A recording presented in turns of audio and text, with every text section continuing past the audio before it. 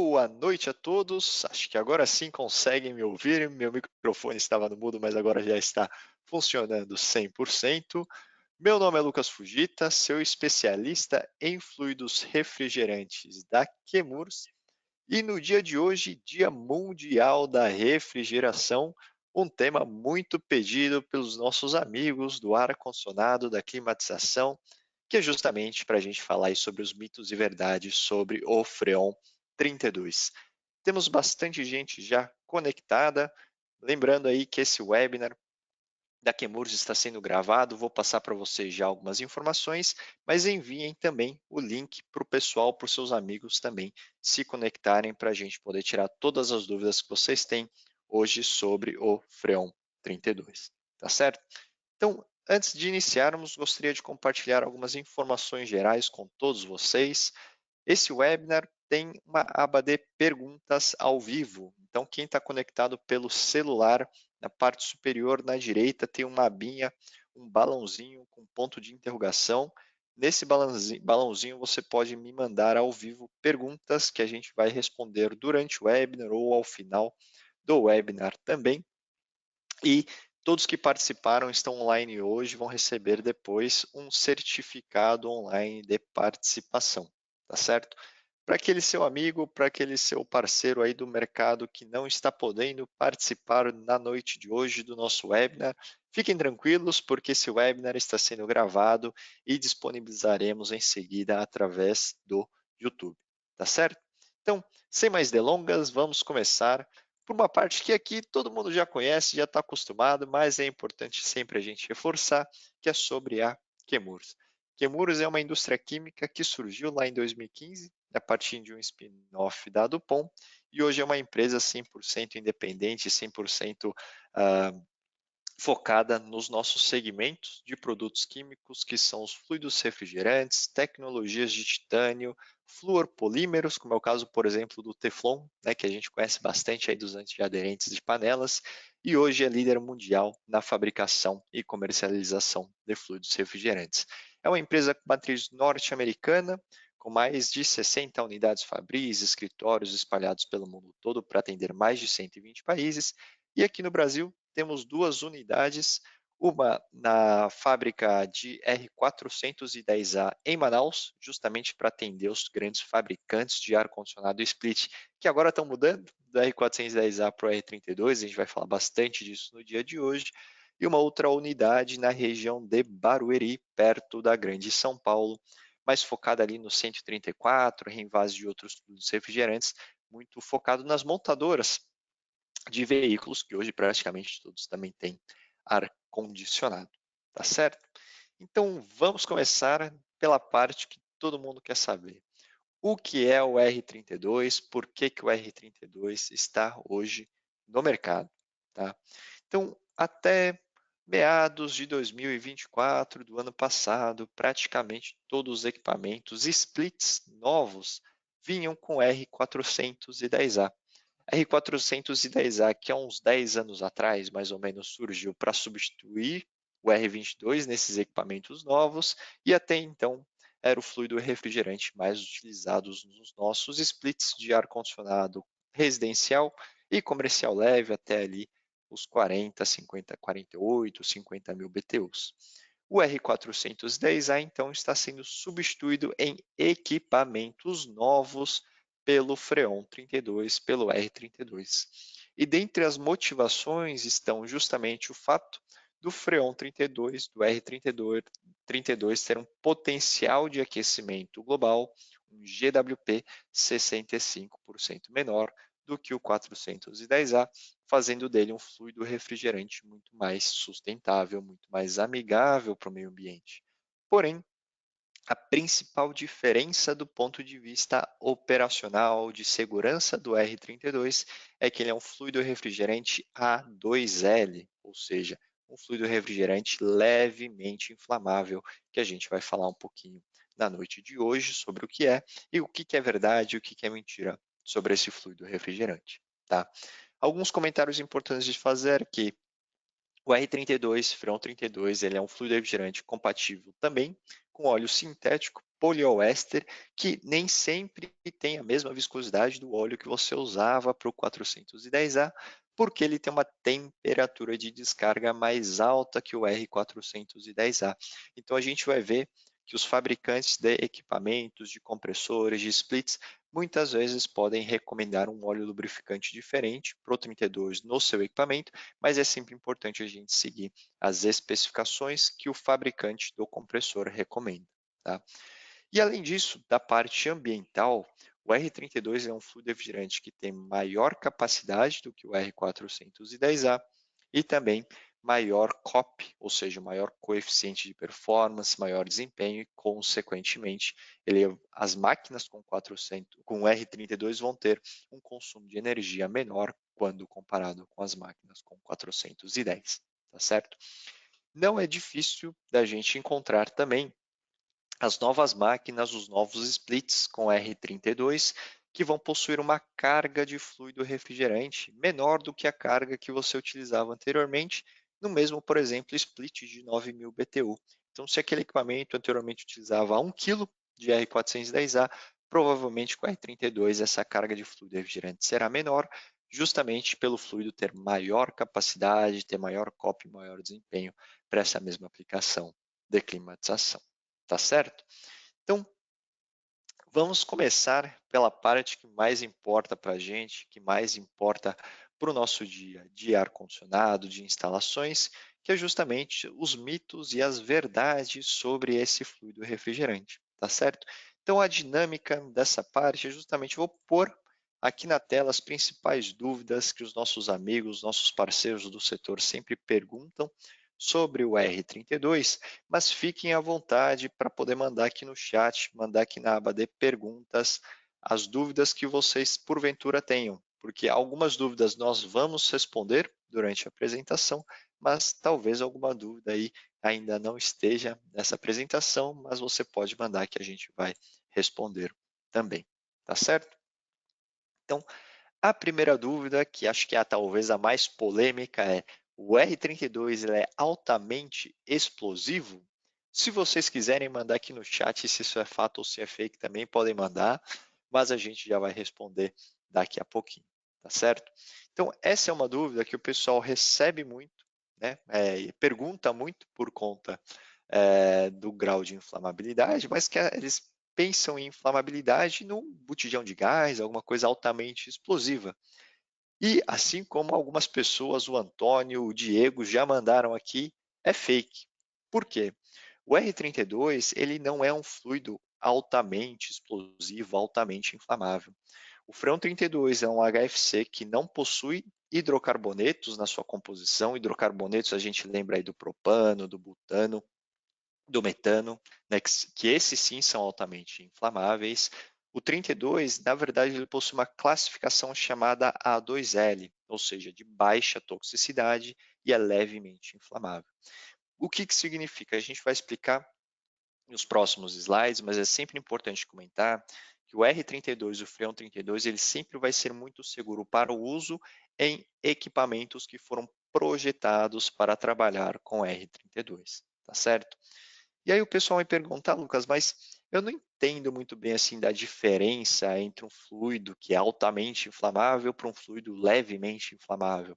Eu estou acostumado a trabalhar com R22, com 134, com 410A, que não pega fogo, né? Pode ter um isqueiro, um vazamento, o que tiver que o 22, o 410 não são inflamáveis, mas quais são as diferenças, né, de um R32, que é levemente inflamável, para um propano, por exemplo, que é altamente inflamável.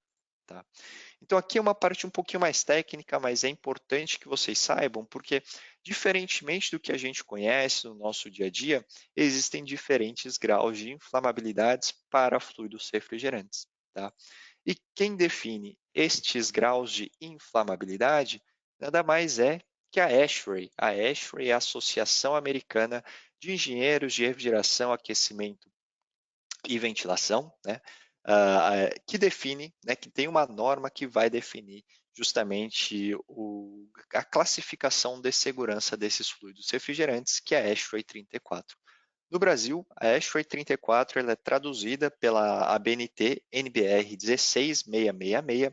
Então, caso vocês tenham curiosidade, queiram entender um pouquinho mais, a 16666 também tem justamente essa mesma norma em português. Mas, resumindo, o que são essas classificações de segurança e o que é um fluido refrigerante ser levemente inflamável? Então, hoje, qualquer fluido refrigerante ele possui dois tipos de classificação com relação à sua segurança. A primeira classificação é com relação à toxicidade, ou seja, se o fluido tem uma menor toxicidade, a classificação dele começa pela letra A, como é o caso do R134, o R22, R32, o propano, são todos fluidos de baixa toxicidade. Porém, se um fluido é de alta toxicidade, a sua classificação começa com a letra B, ou seja, uma amônia, o R123, o R1130, né, que é o transdicloroetileno, são produtos, são fluidos refrigerantes que têm alta toxicidade. E por terem alta toxicidade, requerem níveis de segurança, uso de detectores, né, principalmente para sistemas industriais, por exemplo, com amônia, diferentes do que a gente está acostumado para trabalhar com R410A, com R22, com 134. Porém, quando a gente pensa em inflamabilidade, geralmente a gente pensa em dois tipos de classificação. Ou o produto não é inflamável, não pega fogo, ou o produto é inflamável, é como se fosse um gás de cozinha, né? Um GLP popularmente falado. Porém, para fluidos refrigerantes existem graus de inflamabilidade. E o que são esses graus de inflamabilidade? O fluido refrigerante que a gente fala que não propaga chama, ou seja, ele não é inflamável, ele vai receber a classificação com o número 1, ou seja, o R134, 410, R22, 407C, 404, 507, 513, 449, uma infinidade de fluidos refrigerantes que a gente conhece e está acostumado no nosso dia a dia. Os fluidos refrigerantes que são levemente inflamáveis vão receber a classificação 2L, como é o caso do R32, o R1234YF, utilizado no automotivo, o R454C, utilizado em refrigeração comercial. A própria amônia é levemente inflamável. E se for um fluido que é inflamável, como o 152A, ele recebe o número 2, e se for um fluido altamente inflamável, como são os hidrocarbonetos, um propano, um butano, que a gente vê nos refrigeradores domésticos, nos expositores self-plug-in com R290, estes vão ter a classificação classe 3.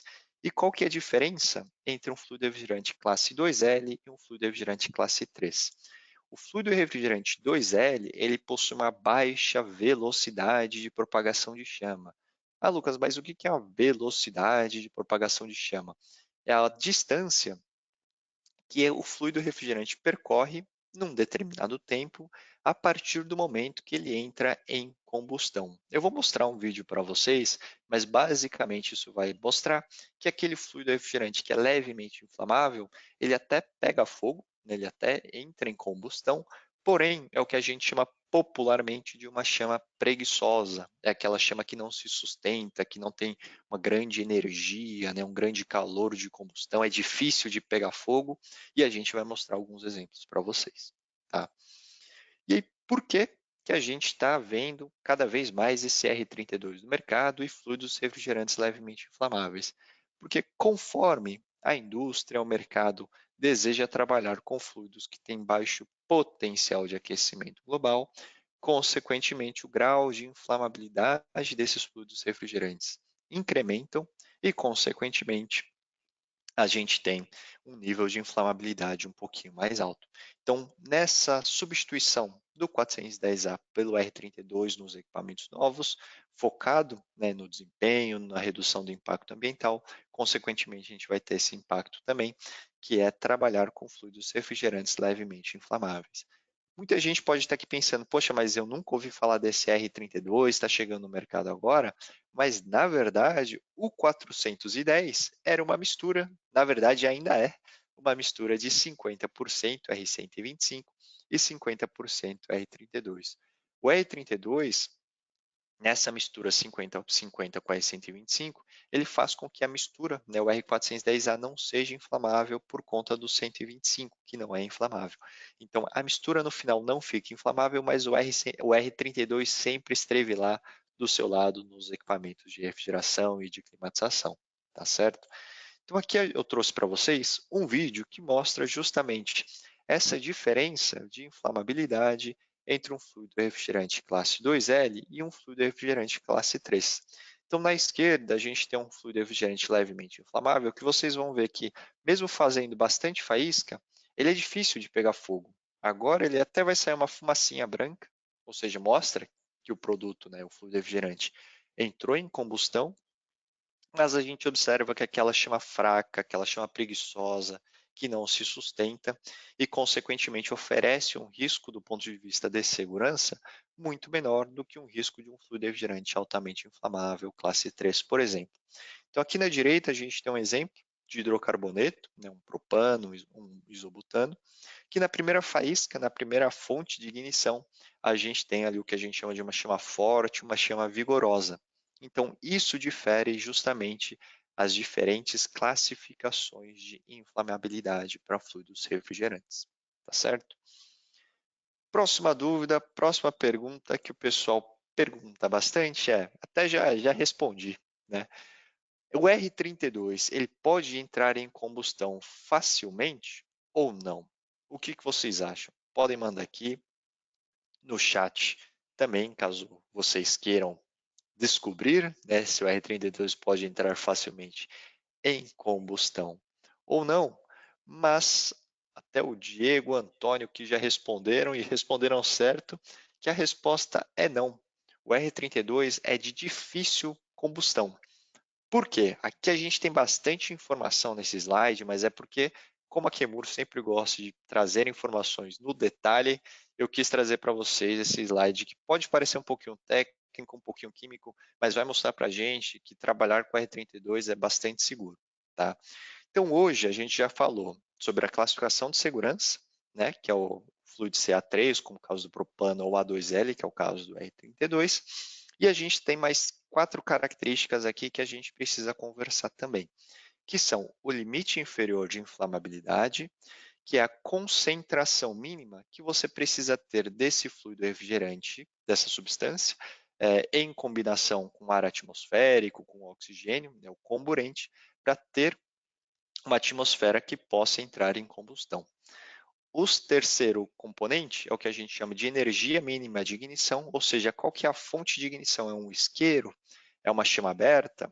É um curto-circuito, uma faísca? Ou seja, quanto menor essa energia de ignição, maior é o risco que eu tenho para o meu sistema. A velocidade de propagação de chama a gente já comentou. E o calor de combustão é quanta energia 1 quilograma, 1 grama daquele fluido refrigerante libera depois dele pegar fogo. E quanto menor essa energia, menor é o risco que você tem para o ambiente. Então, o que eu quis mostrar para vocês aqui nessa tabelinha? Aqui a gente tem um comparativo entre o propano e o R32, e a gente pode ver que o limite inferior de inflamabilidade para o R32 é muito mais alto, ou seja, ali umas 8 vezes, praticamente 9 vezes, o limite inferior que a gente tem comparado com o propano. O que significa? Que, por exemplo, no caso do propano, se você vazar ali 38 gramas por metro cúbico, você já tem uma atmosfera que pode ser inflamável, que pode ser explosiva. Enquanto que no caso do R32, para você ter essa atmosfera, você precisa ter um vazamento de pelo menos 307 gramas por metro cúbico no seu ambiente, tá certo? Lembrando que para a gente ter um evento de ignição de combustão, a gente sempre precisa de 3 componentes, que é o combustível, nesse caso o fluido refrigerante, o comburente, que é o oxigênio do ar, e uma fonte de ignição, que vai estar relacionado à energia mínima de ignição.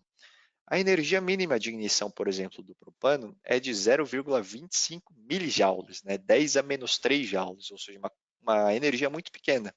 Enquanto que para o 32, essa energia mínima de ignição varia de 30 até 100, ou seja, vamos dizer assim, 100 vezes maior praticamente do que a energia mínima de ignição do propano. O que significa, né, falar que é 30 milijoules, 100 milijoules, 0,25? A ARE que é a associação o Instituto, né, Internacional de Refrigeração e Ar-Condicionado, eles fizeram um estudo técnico em laboratório de quais são as possíveis fontes de ignição que fariam com que o R32 entrasse em combustão em caso de um vazamento. E aí fizeram diversas fontes de ignição, que podiam ser ali um fósforo, uma chama aberta, uma vela acesa, um secador de cabelo, uma furadeira elétrica, uma chapa quente, uma tostadeira, um mixer de mão, né, que o pessoal usa em cozinhas, por exemplo, como chama, interruptor elétrico de luz que a gente tem na parede de casa, até mesmo um cigarro, um isqueiro e aqueles acendedores de churrasqueira. E o que foi observado é que apenas 4 desses itens foram energeticamente suficientes para fazer com que o R32 entre em ignição, que foi um fio de níquel quente, ou seja, em alta temperatura, um fósforo, né, quando você acende um fósforo em ambiente aberto, um isqueiro que tem chama aberta, aqueles isqueiros que a gente vê até em filme que são grandes e tem uma grande quantidade de chama quando eles são acesos, e até a chama de uma vela deflagrou uma pequena quantidade ali de combustão de chama localizada. Todos os outros itens, então a gente tem aqui um cigarro, um acendedor de churrasqueira, um interruptor de lâmpada, conectores de tomada, né, que você tem ali na parede ou na ferramenta elétrica, um mixer de cozinha, uma furadeira elétrica, faíscas que você tiver no seu ambiente, tostadeiras e até chapas quentes e aquecedores elétricos não fizeram com que o R32 entrasse em combustão. Ou seja, as fontes de ignição que geralmente a gente tem no nosso dia a dia dificilmente vão fazer com que o R32 entre em combustão. Porém, chamas abertas, como é o caso de um maçarico, né, de solda, de brasagem, a vela em ambiente aberto, um isqueiro de alta capacidade, esses sim vão trazer o risco ali da gente ultrapassar a energia mínima de ignição, tá certo? Então é importante a gente comentar que apesar do R32 ser levemente inflamável, é difícil fazer com que ele pegue fogo em alta intensidade com alto risco de operação. E aí o que é importante comentar? Para a gente ter uma ignição desse R32, a gente precisa ter um vazamento de uma quantidade muito grande e uma fonte de ignição muito forte, muito viva, né, vamos dizer assim, no ambiente, para que você tenha esse evento de inflamabilidade, tá certo? E aí, pensando assim, no pior caso, imagina, vazei o fluido refrigerante no ambiente fechado, sem recirculação, tinha alguém fazendo uma solda, uma brasagem, uma quantidade ali de energia muito alta, qual que é o principal risco que eu vou ter com relação ao R32? O R32, na verdade, ele tem um calor de combustão muito pequeno, então a gente vai falar ali de umas 4 vezes menor do que um R290, que um propano, ou seja, cerca de 9,4 kJ por grama, que faz com que o risco de outros materiais que estão próximos de pegarem fogo sejam muito menores do que eu ter um acidente, um vazamento ou uma explosão, como por exemplo com R290, com propano, tá certo? Então é muito importante comentar que sim, ele é levemente inflamável, ele é inflamável, né? Tem essa classificação de segurança por ser um produto inflamável, mas é muito difícil fazer com que ele pegue fogo de fato, tá certo?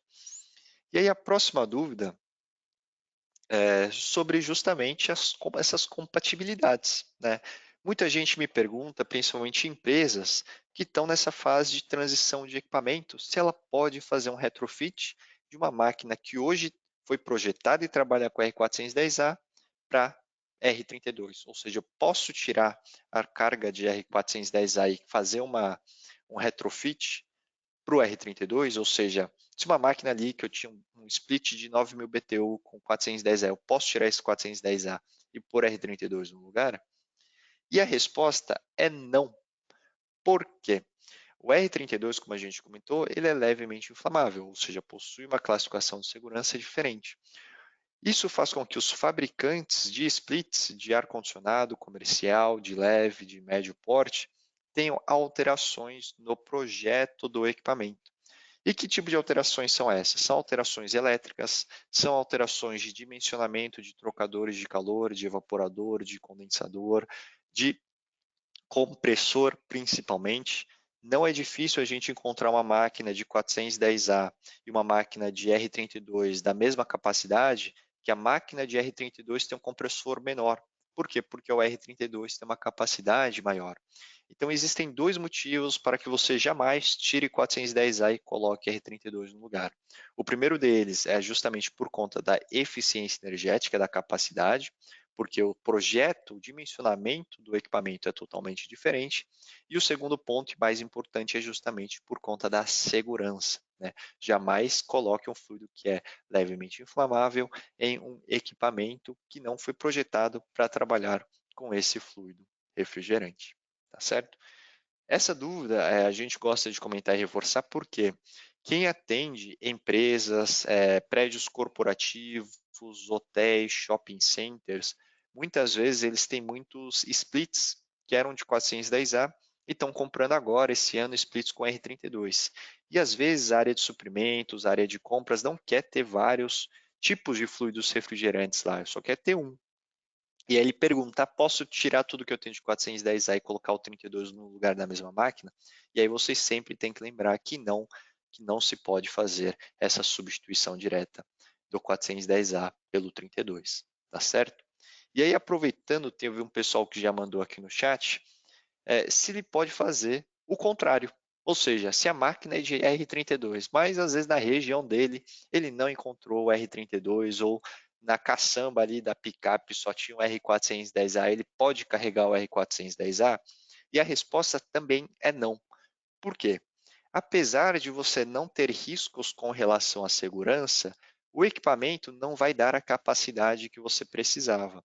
Ou seja, aquele equipamento que era de 9.000 BTU projetado com a R32, se você carregar a mesma quantidade especificada com 410A, essa capacidade vai ser 80, 70, às vezes 60% menor do que a capacidade original daquele equipamento. Então, se era de 9.000 BTU, vai estar entregando ali 5.000, 6.000 BTU, e aí o cliente vai falar que a máquina não está gelando, né? Não está dando a capacidade. Por quê? Porque você está usando o fluido refrigerante errado para aquele equipamento. Tá certo? E aí o pessoal até já perguntou, o Luan mandou aqui, se mesmo sabendo do risco, o técnico substituir, o que pode acontecer? O que pode acontecer são realmente riscos com relação à segurança do equipamento. Por quê? Do equipamento e do técnico, né?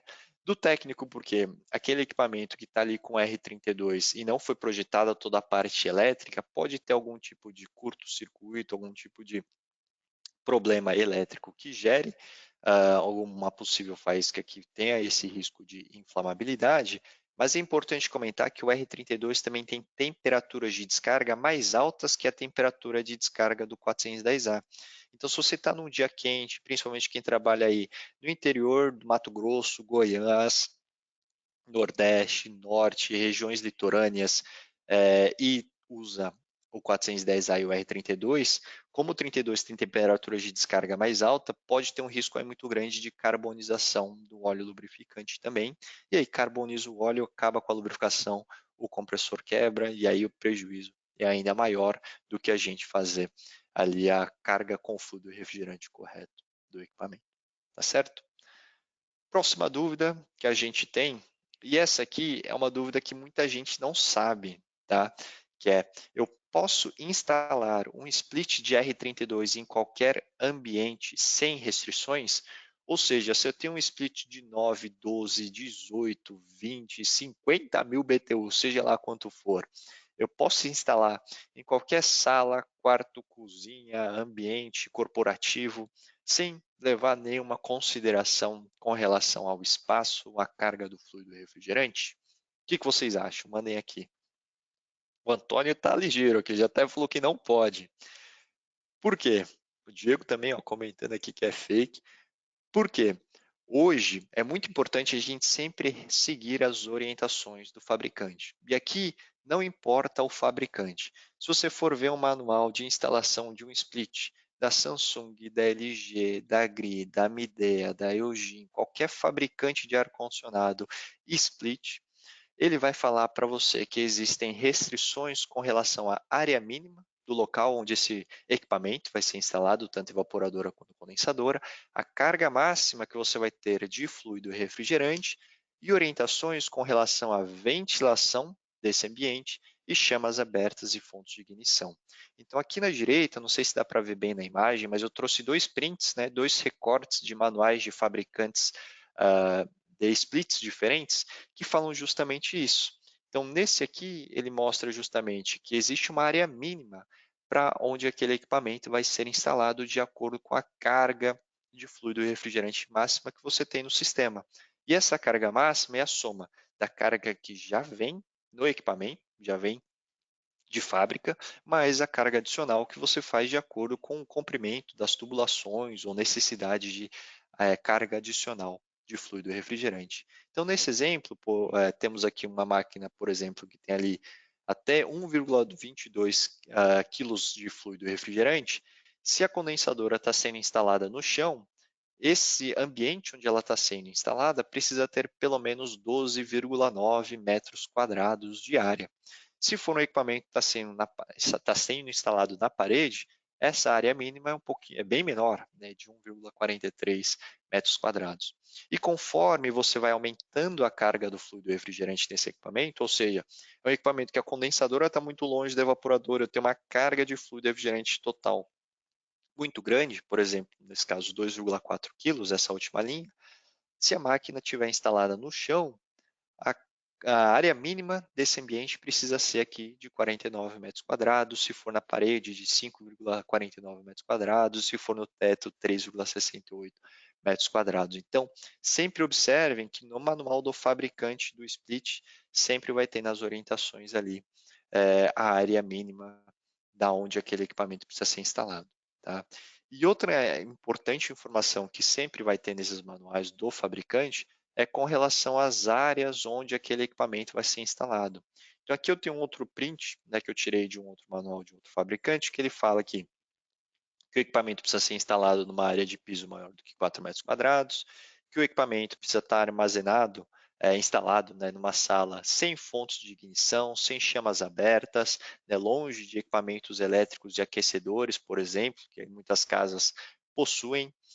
Toda a questão da parte de conexão das tubulações, né, não devem ter contato com fontes de ignição diretas, né, não estar perto ali de produtos, né, ou materiais que possam ser quentes ou corrosivos, e principalmente eles falam bastante sobre ventilação. Por quê?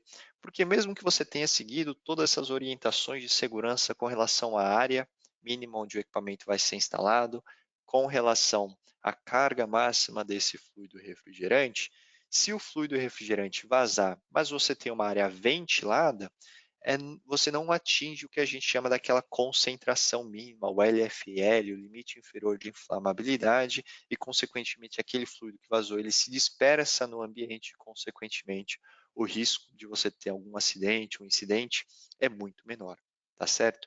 Então a gente sempre comenta, está instalando um equipamento, mesmo que seja a quinta, vigésima vez que você instala aquele split de 9.000 BTU, aquele penta, aquele tri, aquele quadra split, leia de novo o manual, dá uma olhada, porque os fabricantes desses equipamentos sempre atualizam os manuais, os procedimentos, e lá a gente vai ter certinho o que cada fabricante recomenda, tá certo? Próxima dúvida. As pressões de operação do R32 são exatamente as mesmas do R410A? Ou seja, para uma pressão de evaporação, uma pressão de condensação que eu tinha, o meu R410A, eu vou ter exatamente aquela mesma pressão com o nosso R32, que está aqui em cima? E a resposta é, é não, é fake. Por quê? Cada fluido refrigerante tem uma relação de pressão e temperatura específica. Ou seja, aqui eu trouxe uma tabelinha comparativa de alguns exemplos que mostra justamente essa comparação entre as pressões de operação do R32 com as pressões de operação do 410A. E o que a gente observa é que sim, as pressões são muito próximas, mas não são as mesmas. Então, a gente observa, por exemplo, que o R32 ele tem pressões que são ligeiramente acima das pressões do 410A. Então, por exemplo, na baixa, se o equipamento estiver evaporando ali a 10 graus, um 410A vai ter uma pressão aí na faixa de 143 e o 32 na faixa de 146, ou seja, 3 PSIs mais altos do que com o 410A. Porém, na alta pressão, né, a gente tem ali o 410A, uma temperatura de condensação na faixa de 40 graus de 337 PSI, para o Freon 32, essa pressão vai ser ali de 344 PSI, ou seja, elas são muito similares, mas não são exatamente as mesmas. E aí o que é importante comentar? Se você tem um manifold, que hoje você utiliza para o 410A, manifold não lê fluido refrigerante, manifold lê pressão. Se seu manifold está bem calibrado, você consegue ver as escalas certinhas, não tem problema, você pode manter e utilizar o mesmo manifold. O que é importante nos manifolds analógicos que não tem a escala do R32 é que você utilize a escala no seu manifold, veja qual que é a pressão que ele está indicando e numa régua de aplicativo de pressão e temperatura, da Chemours, da Danfoss, por exemplo, que também tem uma que é bastante popular, você olha para aquela pressão, qual que é a temperatura que aquele fluido está evaporando ou está condensando, tá certo? Se você tiver, por exemplo, um manifold que é digital, né, mais fácil ainda, você só troca ali no seu manifold, esse Spartan aqui da MasterGo é fenomenal, mas você só troca ali a configuração, né, do R410A para o R32 e ele já te dá a relação de saturação diretamente, tá certo? Não é merchan, mas é porque a gente conhece os equipamentos ali da MasterCool, a gente gosta bastante, mas lembrando ali que manifold mede pressão. Então, independentemente do fluido que tiver lá dentro, se for 410A ou R32, sempre observe ali a escala certinha para poder fazer os ajustes aí de superaquecimento, subresfriamento, tá certo? O pessoal mandou aqui que gosta mais da Texto, também gosto bastante da Texto, são excelentes ferramentas aí para o nosso dia a dia da manutenção dos nossos equipamentos, tá certo? Próxima dúvida que a gente tem, posso fazer brasagem sem recolhimento do fluido refrigerante R32? Essa aqui, eu acho que todo mundo já sabe, né? Mas não custa a gente repetir. Por quê? Muitas vezes você está ali no dia a dia fazendo uma instalação, uma manutenção, só que a gente está sempre na correria. E a correria é o quê? É o inimigo da segurança. E aí a pessoa precisa trocar uma válvula, um dispositivo, uma Schrader que travou, precisa fazer alguma manutenção, trocar um filtro, trocar sei lá, um compressor, né? Talvez um trocador de calor, algum evaporador, alguma coisa assim, ou sanar um vazamento. E a pessoa não quer recolher o fluido refrigerante. Já tem meia hora para fazer o serviço, já está quase no final do expediente, vou fazer com o fluido refrigerante lá dentro. E aí o resultado é nada mais do que um possível acidente. Então, o que a gente sempre recomenda? Vai fazer brasagem, solda, trabalho a quente, corte em qualquer sistema de refrigeração ou climatização, sempre recolha o fluido refrigerante. A gente está falando hoje do R32, mas isso também vale para o 410A, para o R22, para o 134, 404, 507, 449, qualquer fluido refrigerante, sempre façam o recolhimento antes de fazer uma solda e uma brasagem. Por quê? No caso do R32, como ele é um fluido refrigerante levemente inflamável, se você colocar uma chama aberta nessa tubulação e esquentar, a chance desse fluido refrigerante entrar em combustão junto com o óleo lubrificante, que é inflamável dentro do seu sistema de refrigeração, é muito alta. E aí você não quer um acidente para o seu equipamento, para o seu sistema de refrigeração, muito menos para o técnico que está manuseando aquele equipamento. Outro ponto muito importante é que todos os fluidos refrigerantes que a gente usa no nosso dia a dia, pode ser um 32, 404, 507, 410, quando ele é exposto a altas temperaturas, ou seja, a temperatura ali do bico de solda de brasagem que às vezes está acima de 600, 700, 800, 900 graus, né, dependendo ali do tipo de solda e brasagem que a gente está fazendo, esse fluido refrigerante ele vai ter um problema que a gente chama ali de descomposição, né, vamos falar assim, de formação de ácidos. Por quê? Quando você tem uma alta temperatura, né, nesses níveis de 700, 800, 900 graus, a composição e a configuração daquele fluido refrigerante em contato com o óleo lubrificante, ela muda. E aí você perde também as propriedades termodinâmicas daquele fluido refrigerante. Então, além de representar um risco à segurança dos técnicos de manutenção, dos técnicos operacionais ali que estão operando o sistema, também vai ter um risco com relação ao desempenho, né, do seu equipamento após esse contato com essas altíssimas temperaturas. Então, o que a gente sempre recomenda? Utilizar uma recolhedora e um cilindro de recolhimento. Eu já vou falar um pouquinho mais para frente com relação às recolhedoras para trabalhar com R32, mas o cilindro de recolhimento também precisa ser específico para R32. Né? Você nunca mistura no mesmo cilindro de recolhimento diferentes fluidos refrigerantes. Por quê? Porque depois, se você for reutilizar aquele fluido, né, se estiver em bom estado você for reutilizar, e se você misturou 22, 410, R32, R134 dentro daquele cilindro de recolhimento, ele vira um outro fluido refrigerante que ninguém conhece, né? Uma mistura louca. Então é sempre importante você ter um cilindro de recuperação específico para cada fluido. Tá? E aí, depois de recolher o fluido, vai fazer a solda, vai fazer a brasagem, extremamente importante passar nitrogênio seco na tubulação. Por quê? Isso não sou eu que estou falando, todos os fabricantes de cobre, de tubulações, de trocadores de calor falam, porque se você não passa o nitrogênio dentro das tubulações durante uma solda, durante uma brasagem, você vai ter ali uma formação de óxido de cobre, né, a popular carepa ali de oxidação dentro da tubulação, e toda essa sujidade, além de incrustar dentro da tubulação, ela vai parar e entupir válvulas de expansão, tubo capilar, vai entupir algumas tubulações que às vezes, por exemplo, sistemas que têm condensador, microcanal, vai entupir todos os condensadores, vai parar dentro do compressor, pode gerar algum tipo de quebra mecânica, então sempre passem nitrogênio por dentro da tubulação. E aí o que a gente sempre comenta é, não esqueça de utilizar o cilindro, o regulador de nitrogênio, tá certo? Por quê? O cilindro que vocês compram de nitrogênio pressurizado, ele tem uma pressão extremamente alta.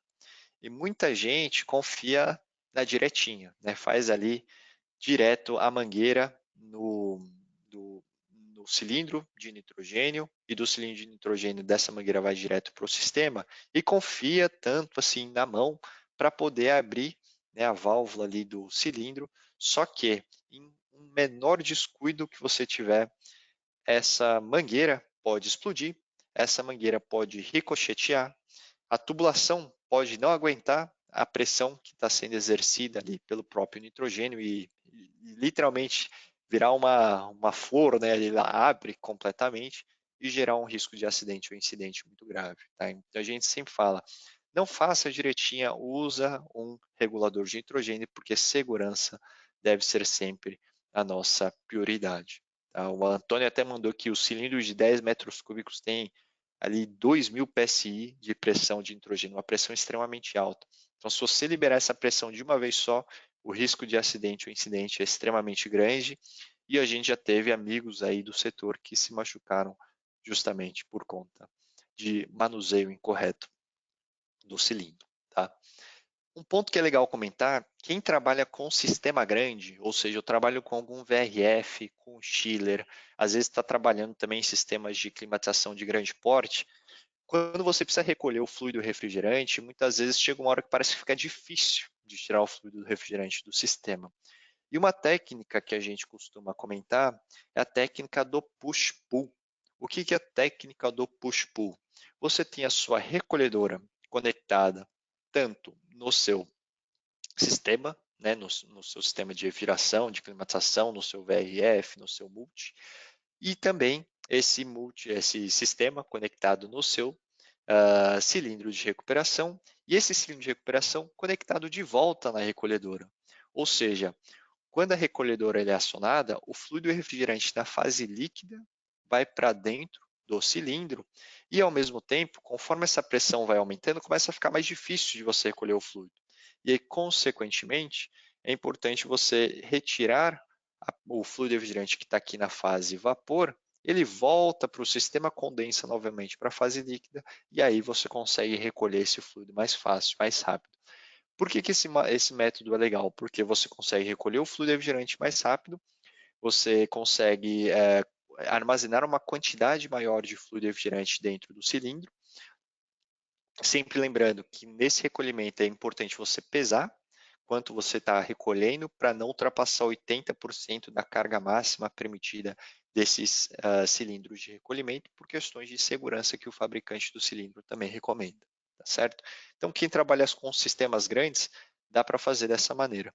Quem trabalha com sistemas pequenos, às vezes, se você fizer um vácuo bem feito na garrafa, né, no cilindro de recolhimento, e somente conectar o sistema de refrigeração ali pela condensadora no cilindro de recolhimento, a própria diferença de pressão já consegue sacar aquele 750, 1 kg de fluido refrigerante, que muitas vezes nesse equipamento de pequeno porte é mais fácil de recolher, né? A gente chama de recolhimento por diferencial de pressão sem uso de recolhedoras. Mas se você tiver uma recolhedora é sempre mais fácil, mais tranquilo, tá certo? Próxima dúvida com relação ao vácuo. Isso aqui parece barbada a gente está perguntando, mas preciso fazer vácuo antes de fazer a carga do meu fluido refrigerante R32 no meu split? O que vocês acham? Preciso ou não preciso? Diego aqui sabe tudo, está acertando todas, já mandou aqui que é fato. O vácuo é extremamente importante. Eu não posso fazer a famosa expurgada. O pessoal já até deu risada aqui falando da expurgadinha, mas não façam a expurgada. Por quê? A bomba de vácuo existe por algum motivo, né? Não é porque o pessoal quer vender mais ferramenta, mas é porque existe um contaminante de um sistema de refrigeração e climatização que a gente chama de gases não condensáveis e de umidade.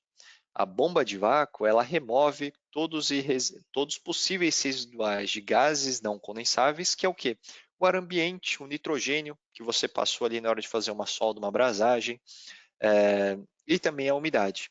A umidade em sistemas de refrigeração, se você não remove essa umidade dentro do sistema, ela vai reagir com fluido refrigerante com óleo lubrificante e com alta temperatura de descarga do compressor vai formar ácido fluorídrico.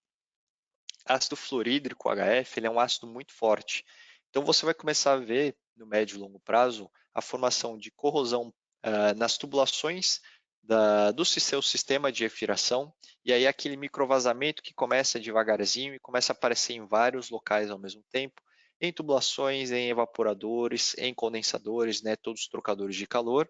E se essa acidez chega dentro do compressor, ela danifica todo o verniz, todo o enrolamento do compressor.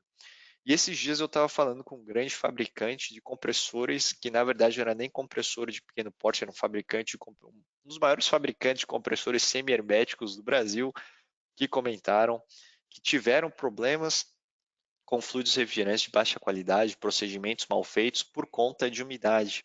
E essa umidade danificou, junto com a acidez, todo o enrolamento do motor desses compressores semi-herméticos, que às vezes custam 40, 50, 70, 80 mil reais.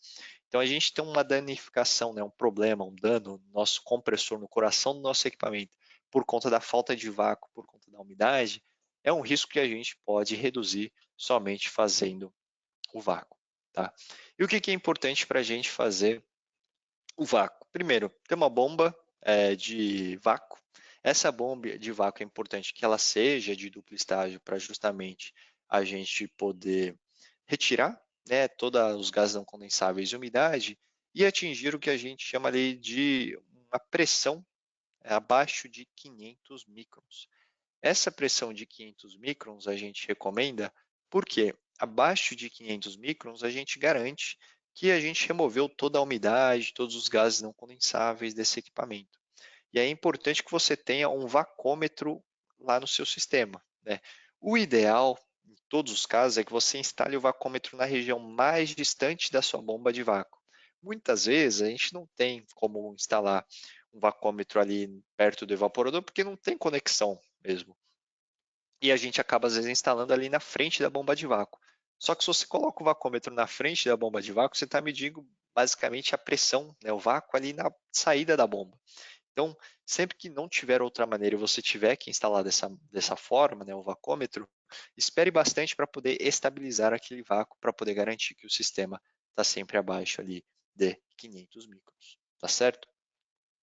Outro ponto que a gente comenta é que essas bombas de vácuo duplo estágio, elas também têm horas operacionais, ou seja, o fabricante geralmente recomenda a gente trocar o óleo dessa bomba de vácuo a cada cerca de 20 horas de operação. Porém, nem eu, nem você, nem o técnico, nem o engenheiro, nem o dono da empresa, nem o fabricante da bomba de vácuo fica ali cronometrando quantas horas aquela bomba trabalhou. Então, quando você começa a ver que a bomba de vácuo está difícil, né, a gente fala que ela parece estar cansada, ela não está baixando a pressão do seu sistema, já é um bom sinal que você precisa trocar o óleo lubrificante da bomba de vácuo. Por quê? Dentro da bomba de vácuo, o óleo lubrificante é que faz a película que faz como se fosse uma selagem da parte interna mecânica da bomba, que faz com que ela remova, né, todos os gases não condensáveis e a umidade. Então, começou a ver que a bomba de vácuo não está muito eficiente, provavelmente somente a troca do óleo lubrificante dessa bomba já é suficiente para que você possa fazer, né, o vácuo novamente do jeito que era antes. Tá? Outro ponto importante da gente comentar, quem usa vacômetro digital, é legal sempre você manter esse vacômetro posicionado para cima. Por quê? Quando você faz o vácuo no seu sistema de refrigeração, além dos gases não condensáveis, da umidade residual de fluido refrigerante que tem lá dentro, pode vir também um pouquinho de óleo lubrificante. Esse óleo lubrificante, quando ele entra dentro desses vacômetros, desses medidores digitais, ele perde muitas vezes a calibração e pode dar algum tipo de medição errada. Então, para evitar esse tipo de incidente com as ferramentas, é legal você sempre deixar esse vacômetro voltado para cima. Tá? Outro ponto, né, estou falando um monte de coisa que estou lembrando aqui na minha cabeça, porque o vácuo é extremamente importante. Tá? Outro dia eu estava falando com alguns fabricantes, né, de splits, de equipamentos de ar-condicionado aqui no Brasil, com a área de serviços. E eles comentam que se o instalador que fez aquele equipamento não fez um vácuo correto no sistema, ele também perde a garantia daquele equipamento. Então, o dono do sistema de ar-condicionado, então você vai instalar um split. Para uma pessoa que não conhece nada de ar-condicionado, ele nem vai saber que precisa fazer vácuo. Mas se você não fizer o vácuo e futuramente der um problema ali de acidez, de corrosão, por conta da umidade ou altas temperaturas de descarga por conta de gases não condensáveis, provavelmente a garantia dessa máquina, daquele compressor, vai ser recusada e aí a gente vai ter um dilema, né? Um problema, porque o cara que era o dono do sistema que pediu para você instalar vai falar que quer a garantia da máquina e o fabricante do equipamento vai recusar a garantia. E aí você fica naquela sinuca de bico, porque você muitas vezes precisa estar a garantia do serviço, mas se o serviço foi mal feito, aí o prejuízo vai ficar por conta de quem instalou, tá certo? Então, sempre lembrando, não custa nada a gente fazer a instalação do jeito que o fabricante manda, porque você não vai ter problemas operacionais, você vai ter a garantia da máquina, ela vai entregar o desempenho que a máquina foi projetada e o cliente, no final das contas, vai gostar, vai te indicar para fazer outros serviços também, tá certo? Então, vamos para a próxima pergunta, porque eu já falei muito aqui de vácuo, sobre bomba de vácuo e vacômetro. E a próxima pergunta é sobre ferramentas. Poxa, Lucas, vou trabalhar agora com R32. Preciso comprar todas as ferramentas novas? Manifold, balança, cilindro, serra-copo, qualquer coisa, comprar uma picape nova para poder trabalhar ali com o meu R32. O que eu preciso de diferente ou não para trabalhar com o R32 quando a gente vai trabalhar com o R410A, tá? A ferramenta para o R32, ela não é sempre a mesma do R410A. Por quê? As principais ferramentas que a gente precisa estar atento são as ferramentas que são o cilindro de recuperação e a recolhedora, bomba de vácuo e o detector eletrônico de vazamentos. Por quê? Cilindro de recuperação é importante que você tenha sempre um específico por fluido, para você não misturar dois fluidos diferentes no mesmo cilindro de recuperação. Então, se você vai recolher o R32, é importante que você tenha um cilindro para R32 e que lá esteja identificado que você vai ter R32 lá dentro. A bomba de vácuo e a recolhedora, elas precisam ser compatíveis com um fluido refrigerante levemente inflamável. Hoje, a grande maioria dos fabricantes já vendem esses equipamentos, bomba de vácuo, recolhedora, compatíveis com R32, com A2L, então a gente não precisa se preocupar muito, mas se você tem um equipamento um pouquinho mais antigo, veja ali no manual do fabricante, manda um e-mail, pergunta, manda no WhatsApp, no saque deles para confirmar. E o detector de vazamentos é importante porque se o seu detector de vazamentos não detecta R32, não adianta você ficar ali com o detector eletrônico pela tubulação, pelo evaporador, pelo condensador, tentando achar o vazamento do R32. Então veja no manual também do seu detector eletrônico se você tem ele ali listado como fluido refrigerante a ser detectado. Tá? Se você usa o bom e velho detector de fugas chamado sabão, esse você pode ter certeza que é compatível para poder trabalhar com o R32, tá certo? As outras ferramentas que porventura você tenha, manifold, as mangueiras, balança, ventilador, né? Às vezes o pessoal usa ventilador de exaustão, principalmente quem trabalha em ambiente confinado, ferramentas elétricas de mão, né? Tem uma serra-copo, uma maquita ali, alguma máquina parafusadeira, alguma máquina elétrica de mão, você pode usar as mesmas. E é importante, é legal a gente comentar que extintores de incêndio sempre foram recomendados, tá? Da gente ter quando faz algum tipo de manutenção, instalação em sistemas de refrigeração e climatização, porque você pode ter algum tipo de acidente ou incidente que não seja proveniente do fluido, né? Que seja por conta de uma má instalação elétrica, um barramento mal feito. Então, extintor de incêndio também é sempre uma boa a gente ter, tá certo? E aqui eu trouxe alguns exemplos de ferramentas que muitas vezes são as mesmas para um 410A, para um R32, mas que muitas vezes podem ser diferentes para, por exemplo, um classe 3, um propano. Então, as recolhedoras, né, nesse exemplo aqui que eu tenho, azulzinha da Mastercool, elas são compatíveis para o R410A, para o R134, para o R22 e também são compatíveis para o R32, né? Elas são compatíveis com a 2L também. Porém, se você já trabalha com propano, com isobutano, refrigeração comercial leve, doméstica, aí você precisaria de uma recolhedora dessa que é classe 3, né, que é para fluidos refrigerantes altamente inflamáveis, que também é compatível com os fluidos refrigerantes tradicionais. Tá? Detector eletrônico de fugas, a grande maioria que detecta 410A também detecta 32, mas eu gosto de reforçar porque vai que tem algum fabricante que não tenha. E para fluidos altamente inflamáveis, como propano, isobutano, aí o detector é diferente. As recicladoras, muita gente que é aqui do ar-condicionado nunca nem deve ter ouvido falar dessa máquina, nunca deve ter visto. Mas a recicladora ela é muito comum no automotivo. Então, às vezes você tem um carro, vai levar numa oficina automotiva que faz manutenção de ar-condicionado, elas têm essas máquinas recicladoras que são específicas para cada fluido refrigerante. Por quê? Porque lá dentro você só tem um tipo de tanque de recolhimento, então você nunca mistura dois fluidos refrigerantes diferentes no mesmo tanque, os conectores às vezes são diferentes nos automóveis, mas isso aqui é mais específico para quem trabalha com 134 e R1234YF, tá certo? Próxima dúvida que a gente tem é sobre óleo lubrificante. A gente está quase chegando no final das dúvidas. Tem bastante ainda aqui. Mas fiquem à vontade para mandar as dúvidas de vocês aqui no chat também. Tá? Então, qual que é essa dúvida? Eu posso utilizar qualquer óleo lubrificante no meu sistema com R32? Por quê? Às vezes o pessoal acha que óleo lubrificante é tudo igual. Ou seja, se eu colocar um óleo da marca A, da marca B, que o fabricante do compressor recomendou, do que o vendedor lá da loja me recomendou, que o vendedor no Mercado Livre me recomendou, vai lubrificar tudo da mesma forma no meu compressor. Isso é uma mentira, é fake. Por quê? Imagina um fabricante de compressores lá dentro do laboratório nos Estados Unidos, na Alemanha, no Japão, até mesmo no Brasil, a gente tem grandes fabricantes de compressores, e eles vão fazer testes de abrasividade, testes de lubrificação, testes de atrito das partes mecânicas desse compressor, e eles vão especificar um óleo lubrificante para aquele modelo de compressor. Esse óleo lubrificante ele tem justamente uma propriedade que a gente chama de viscosidade. E essa viscosidade depende de quais temperaturas aquele compressor opera, de quais ranges de aplicação aquele compressor possui, e outra propriedade que é a miscibilidade, ou seja, a compatibilidade que esse fluido refrigerante e o óleo lubrificante vão ter.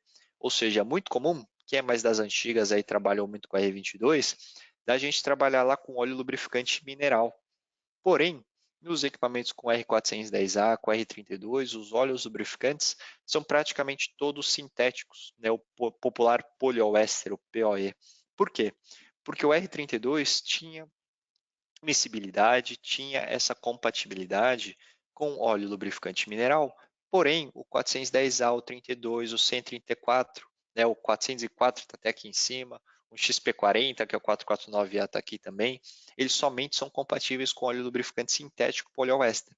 E se você colocar o óleo lubrificante com a miscibilidade errada com o seu fluido refrigerante, este óleo vai ser arrastado pelo sistema, vai se acumular em sifão, em tubulações com geometrias difíceis, em trocadores de calor, vai reduzir a troca térmica no evaporador, no condensador, vai até inundar o evaporador, às vezes, ou o condensador, e esse óleo não vai voltar para o compressor. Quem retorna o óleo lubrificante para o compressor é o fluido refrigerante. Então, essa miscibilidade é extremamente importante. Tá? Outro ponto que a gente costuma falar é que o óleo lubrificante não é a mesma coisa. Assim como existe qualidade de fluido refrigerante, existe qualidade do óleo lubrificante. Por quê? Muitas vezes a gente quer comprar o que é mais barato. Por quê? Porque o mercado é muito competitivo, mas às vezes o barato sai caro. Um óleo lubrificante que muitas vezes é de baixa qualidade, não tem a miscibilidade correta, pode ter também uma alta concentração de umidade. E essa umidade, junto com o óleo, junto com o fluido, junto com a alta temperatura, vai formar também aquela acidez que gera corrosão nos equipamentos, nos sistemas de refrigeração, além de não trazer a lubrificação correta para o seu compressor. Então aqui eu tenho algumas fotos, né, que alguns fabricantes de compressores compartilham, que eles mostram que diferentes óleos lubrificantes com fluido refrigerante pode ser que ele não traga a miscibilidade correta. Então você vai ver o que? Separação de fases. Quando você tem um óleo lubrificante correto com o fluido refrigerante, ele fica assim, ó, parecendo cristalino, vamos dizer assim. Você não vê essa separação de fases igual você vê nessas imagens aqui abaixo do óleo com o fluido refrigerante.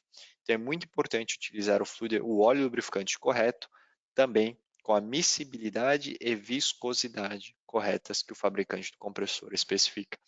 Usou o óleo errado, lubrificação deficiente, quebrou o compressor, não tem jeito, tem que trocar o compressor, e o compressor, na maior parte das vezes, é o equipamento mais caro do seu sistema. Tá? A gente está no dia a dia da climatização de pequeno porte, mas no industrial tem compressores centrífugos, compressores parafuso, que muitas vezes custam mais de R$ 1 milhão.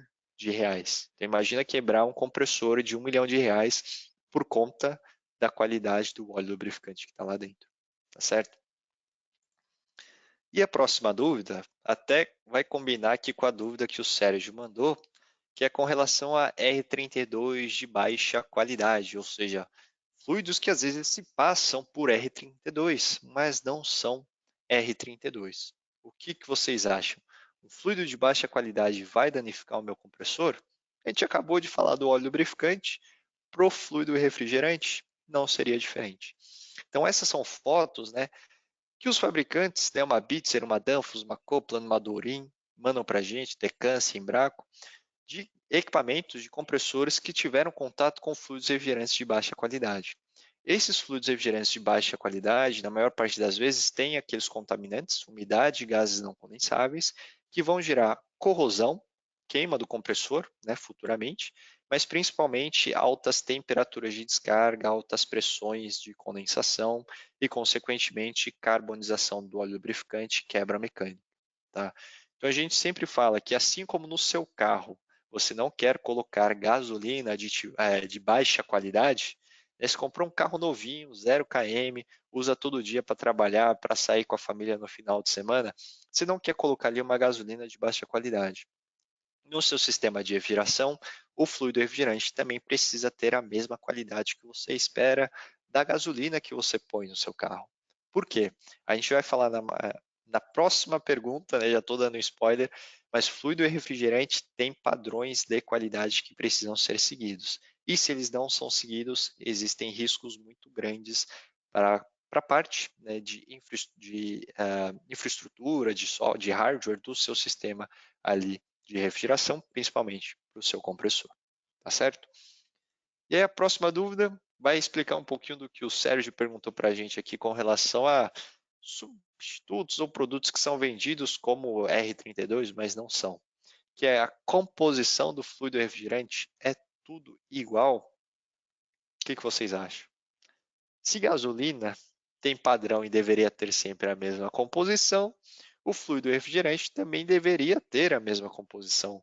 Mas na prática, o que a gente observa é diferenças de composição. Então aqui eu tenho um exemplo, no caso do R410A, de dois produtos que são vendidos como 410A. Um é o Frão 410A da Chemours, que tem um certificado de análise, cumpre com a norma de pureza ARI 700, que vai ter ali 50% de R32, 50% de R125. E do lado, um produto que é vendido como 410A, e a gente vê aqui na embalagem escrito R410A, mas na legenda aqui, né, nas linhas, nas entrelinhas, quando você olha a composição, é 52% de R143, 44% de R125 e 4% de R134. Isso aqui nunca, jamais na nossa vida, na sua vida, na vida dos nossos netos vai ser 410A.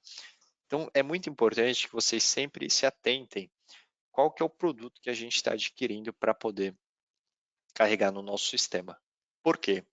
Hoje existem as normas internacionais que regem a composição desses fluidos refrigerantes, como se fosse um Inmetro, só que para o mundo todo de fluidos refrigerantes.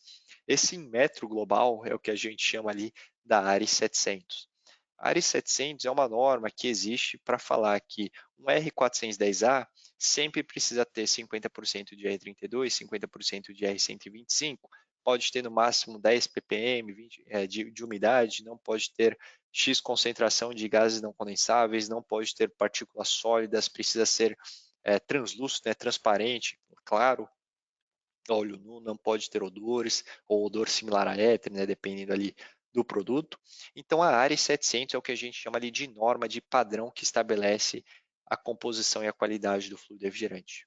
Por quê?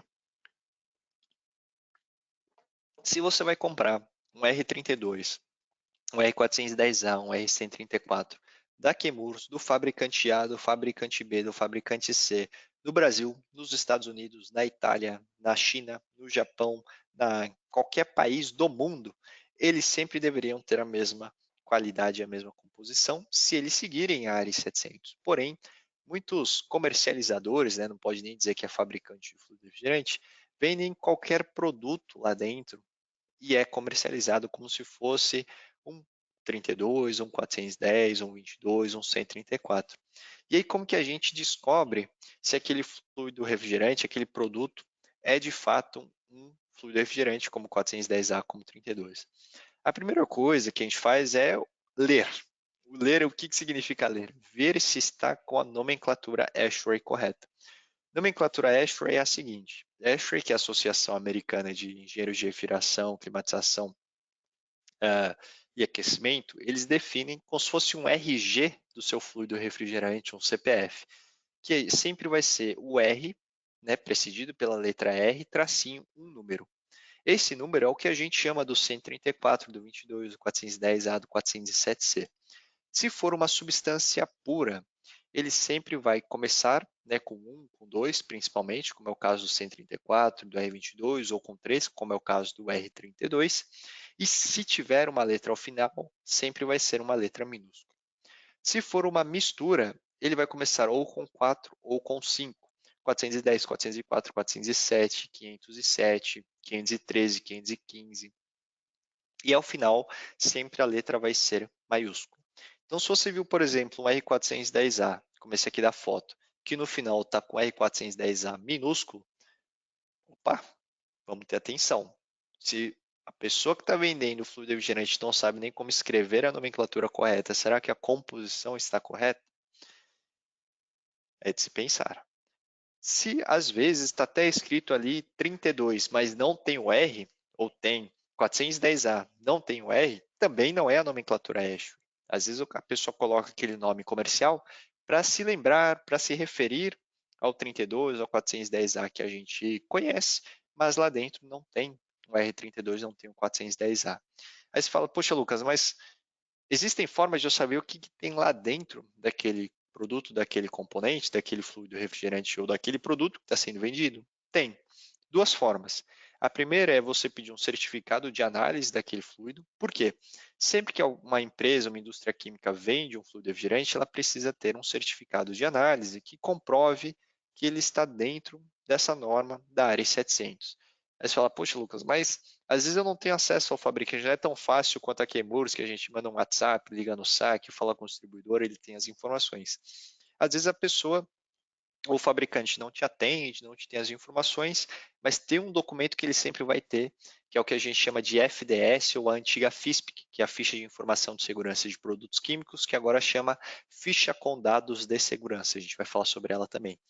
Na FISP, ou FDS, na seção 3, você vai ter ali a seção que fala os componentes desse produto químico, desse fluido refrigerante. Se dentro daqueles componentes você não encontrar a composição que deveria ser aquele fluido refrigerante, por exemplo, o 410A é uma mistura de R32, de fluorometano, e R125 pentafluoretano. Eu estou falando assim de cabeça porque eu lembro, mas a gente pode sempre consultar na internet os nomes técnicos, mas na seção 3 da FISP, se não tiver ali o nome desses componentes e tiver, sei lá, um propileno, um hidrocarboneto, qualquer outro produto que não seja a especificação da área 700, pode ter certeza que aquele não é um fluido refrigerante correto, com composição e com qualidade, tá certo?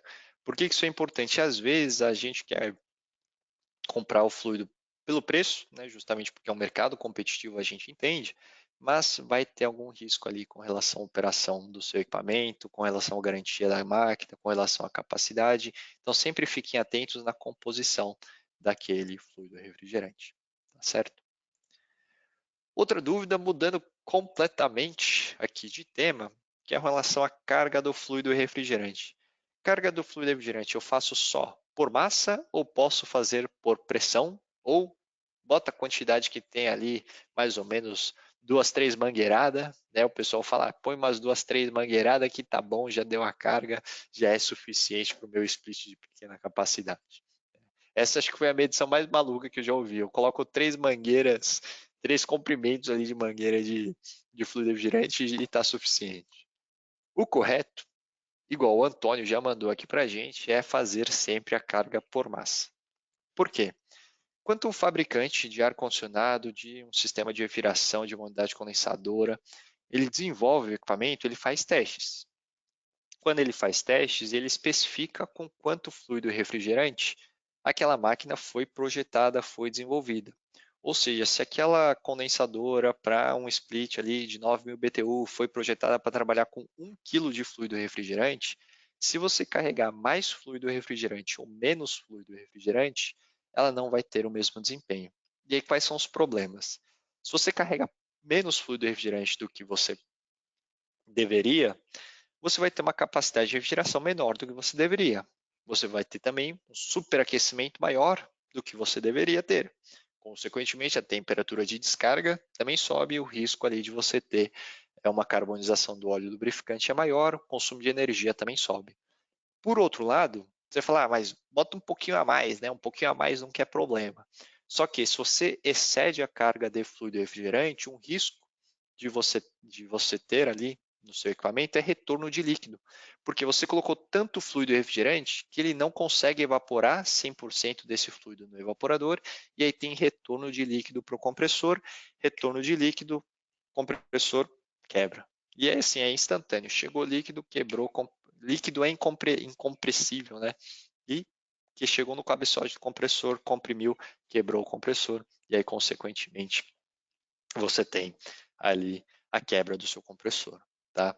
Por que a gente fala de carregar por massa e não por pressão também, né? Tem muita gente que fala assim, mas não tô com a minha balança, mas estou aqui com o meu manifold. Ou estou acostumado a trabalhar, sei lá, 350 na alta e 200 na baixa, valor aleatório. E aí ele vai lá e carrega por pressão. Só que ele esquece que a relação de pressão e temperatura ela depende, essa relação de saturação, ela depende da temperatura. Então, num dia quente, você vai ter pressões de operações mais altas. Consequentemente, você vai carregar menos fluido refrigerante se você considerar somente a pressão. Num dia frio, né, a gente está no inverno agora, esses dias fez temperaturas negativas no sul do Brasil, nevou, você vai fazer uma carga de fluido refrigerante, as pressões estão muito baixas, está frio, provavelmente você vai colocar uma quantidade maior de fluido refrigerante do que você precisava. E aí, quando você tem um cenário daqui 6 meses que o dia esquentou, o dia esfriou, mudou o ambiente, a temperatura ambiente, o equipamento não vai performar da maneira correta. Tá? A gente que está acostumado a trabalhar com R410A, a gente sempre fala que precisa fazer a carga na fase líquida. Por quê? 410A é uma mistura, né, da série 400 que possui na fase líquida a composição correta, mas na fase vapor uma separação de fases. Então, o que a gente comenta? 410A você sempre carrega na fase líquida. Porém, hoje a gente está falando também do R32. R32 é uma substância pura, ou seja, você não tem uma mistura de fluidos refrigerantes lá dentro da sua botija. Então, tanto a fase líquida quanto a fase vapor possuem a mesma composição. Ou seja, se você quer carregar na fase líquida ou carregar na fase vapor, você pode fazer da mesma maneira, tá? Contanto que seja feita por massa. Alguns pontos de atenção aqui quais são as vantagens e desvantagens de você fazer a carga na fase líquida ou na fase vapor, se você pode ter as duas opções. Se você vai fazer a carga e geralmente você tem uma conexão ali próximo da sucção do compressor, ou seja, depois do evaporador ali, na sucção do compressor, se você fizer a carga na fase líquida, o risco de ter um golpe de líquido e quebra do compressor é muito grande. Tá? Então, ali você tem duas formas, ou fazer uma carga bem devagar para garantir que o líquido que está entrando ele evapore e se expanda quando passa ali pela tirada ou pelo próprio manifold antes de entrar na sucção do compressor, ou você faz a carga ali na sucção do compressor direto na fase vapor. Qual que é a desvantagem de fazer a carga na fase vapor? Que a carga é mais demorada. Né? Se você vai tirar o fluido refrigerante na fase vapor, ele demora mais para você conseguir tirar da botija do seu DAC e colocar no seu sistema. Então, para equipamentos que são grandes, né? Então, falar de um sistema de viração comercial, um supermercado, tem ali um tanque de líquido de 200 quilos, não faz sentido você querer fazer a carga pelo tanque de líquido na fase vapor, você vai fazer pela fase líquida. Mas se você tem um equipamento de pequeno porte, uma carga pequena, e só tem ali a linha de sucção no compressor, às vezes é melhor você fazer a carga pela fase vapor, mesmo que demore um pouquinho mais, mas você reduz de ter um golpe de líquido, um retorno de líquido para o compressor. Tá certo? Próxima dúvida é armazenamento. Fluido refrigerante, eu posso armazenar em qualquer lugar? Ou seja, posso pegar a botija e ir lá no meu distribuidor, vou com a minha Fiorino, coloco no porta-mala do carro e vou embora? Posso pôr? Não posso. Por quê? Todo fluido refrigerante, R32, 410, R22, 134, qualquer fluido refrigerante que a gente usa no nosso dia a dia, ele é uma botija pressurizada. Ou seja, ele está na fase líquida lá dentro, pressurizado. Qual que é o principal risco de qualquer fluido refrigerante, de qualquer embalagem? Justamente essa pressão. E a pressão, ela depende do quê? Da temperatura. Então, a gente sempre recomenda que o armazenamento dessas embalagens, seja um mini cilindro, uma lata, uma botija, ela seja feita sempre em um ambiente bem ventilado, longe de fontes de ignição, de variações climáticas, de chuva, né? Porque a chuva pode também, ao longo prazo, em contato com uma embalagem metálica, gerar corrosão na embalagem, mas sempre, o mais importante, é a gente ter temperaturas abaixo de 52 graus Celsius. Por quê? Aumentou a temperatura, aumentou a pressão. Então aqui a gente tem um caso, né, nesse vídeo, de um Celtinha ou um ex-Celtinha que tinha ali dentro uma botija de R22, que nesse caso não era da Chemours, e eu já vou explicar por quê, que estava ali dentro do porta-mala e num dia quente, o porta-mala do carro bate facilmente 70, 80 graus. Então você vai lá no interior de Ceará, lá em Goiânia, que é quente de dia, de tarde, de noite, Cuiabá, né, que é quente pra caramba. Se você deixar o carro no sol, na hora do almoço, com uma botija de fluido refrigerante no porta-mala, é certeiro que pode ter um risco de acidente ou incidente. Por quê? As botijas de fluido refrigerante, pelo menos as da Chemours, possuem ali um disco de ruptura na parte superior. Vou até pegar uma aqui para mostrar para vocês bem rapidinho, que é justamente esse disco aqui na parte de cima. Então, esse disco de ruptura, quando você tem uma sobrepressão do seu cilindro, ele abre e impede que a botija exploda, né, estoure da maneira como a gente viu no vídeo. Porém, alguns fabricantes, comercializadores aí de produtos químicos de fluidos refrigerantes não colocam esse dispositivo de segurança e pode ter algum tipo de explosão da botija, como a gente viu aqui dentro do porta-mala do carro. Tá? Lembrando que não é só dentro do porta-mala do carro que a gente tem altas temperaturas. Tem gente que às vezes guarda botija, né, tem lá dentro da empresa alguma área que é perto de um fogão, de um forno.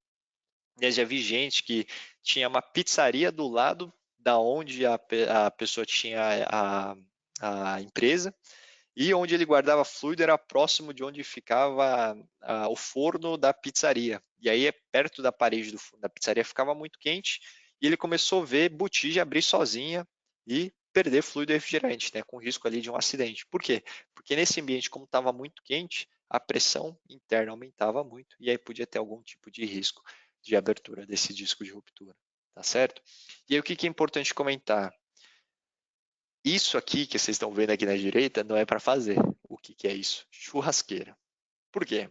É muito comum a gente ir numa feira de rua, ir naquela família de refrigerista, churrasco de final de ano, e a pessoa fala, tem uma churrasqueira aqui de 410A, de R22, faz até o bafo, né? Ele até fecha. Mas por que a gente não recomenda você utilizar a botija do fluido refrigerante como churrasqueira? Dentro da botija do fluido, de um tambor de óleo lubrificante, tinha o que lá dentro? Tinha um produto químico. E esse produto químico ele impregna nas paredes das embalagens. E quando você coloca carvão, acende o carvão e põe a carne lá em cima, você vai estar comendo o quê?